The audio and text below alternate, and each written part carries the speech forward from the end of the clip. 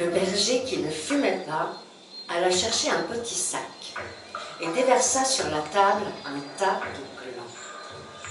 Il se mit à les examiner l'un après l'autre avec beaucoup d'attention, séparant les bons des mauvais. Je fumais ma pipe. Je me proposais pour l'aider. Il me dit que c'était son affaire. En effet, voyant le soin qu'il mettait à ce travail, je n'insistais pas. Ce fut toute notre conversation. Quand il eut du côté des bons un tas de glands assez gros, il les compta par paquets de 10. Ce faisant, il éliminait encore les petits fruits, ou ceux qui étaient légèrement fendillés, car il les examinait de fort près. Quand il eut ainsi devant lui 100 glands parfaits, il s'arrêta et nous allâmes nous coucher.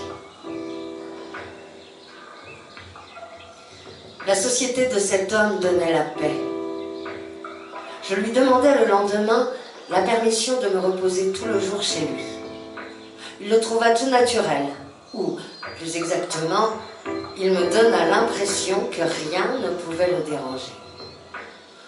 Ce repos ne m'était pas absolument obligatoire, mais j'étais intriguée et je voulais en savoir plus. Il fit sortir son troupeau et il le mena à la pâture. Avant de partir, il trempa dans un seau d'eau le petit sac où il avait mis les glands soigneusement choisis et comptés. Je remarquai qu'en guise de bâton, il emportait une tringle de fer, grosse comme le pouce et longue d'environ 1,50 m. Je fis celui qui se promène en se reposant et je suivis une route parallèle à la sienne. La pâture de ces bêtes était dans un fond de combat. Il laissa le petit troupeau à la garde du chien et il monta vers l'endroit où je me tenais. J'eus peur qu'il vint pour me reprocher mon indiscrétion, mais pas du tout. C'était sa route et il m'invita à l'accompagner si je n'avais rien de mieux à faire. Il allait à 200 mètres de là, sur la hauteur. Arrivé à l'endroit où il désirait aller, il se mit à planter sa tringle de fer dans la terre. Il faisait ainsi un trou dans lequel il mettait un gland. Puis il rebouchait le trou.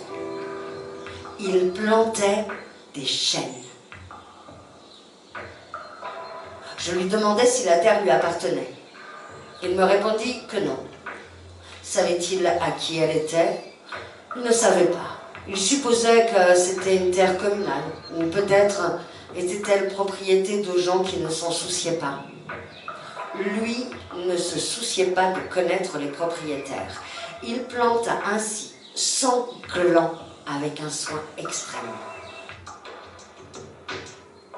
Après le repas de midi, il recommença à trier sa semence. Je mis, je crois, assez d'insistance dans mes questions pour qu'il y répondît.